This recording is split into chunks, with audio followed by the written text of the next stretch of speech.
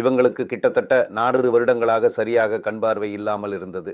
அந்த நேரத்தில் சில மெடிக்கல் பிரச்சனைகள் இருந்ததாலும், அதோட சர்ஜரி பண்ணிக்கணும்னு பயம் இருந்ததால இத்தனை நாள் ஆப்ரேஷன் செய்யாமல் இருந்தாங்க. அப்புறம் எங்களுடைய மருத்துவமனைக்கு வந்தபோது முதலில் அவர்களுடைய மெடிக்கல் கண்டிஷனை சரியாக கண்ட்ரோல் பண்ணினோம். அதுக்கு பிறகு பாதுகாப்பாக கேட்ராக்ட் சர்ஜரி செய்து கண்களில் புதிய லென்ஸ் வைத்தோம். இப்போ அவங்களால நல்லா தெளிவாக பார்க்க முடிகிறது. அறுவை சிகிச்சைக்கு பிறகு செய்ய வேண்டிய காரியங்கள் பற்றி விளக்கி சொல்லப்படுகின்றது.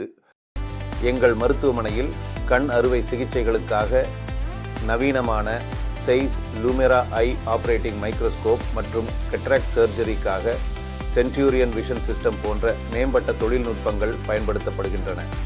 மேலும் எங்கள் ஆபரேஷன் தியேட்டரில் லமினர் ஏர்ஃப்ளோ வசதி இருப்பதால் கண் அறுவை சிகிச்சைகளுக்கு சுத்தமான மற்றும் பாதுகாப்பான சூழல் உறுதி செய்யப்படுகிறது. இதனால் நோயாளிகளுக்கு மிகவும் பாதுகாப்பான மற்றும் உயர்தரமான சிகிச்சை வழங்க முடிகிறது.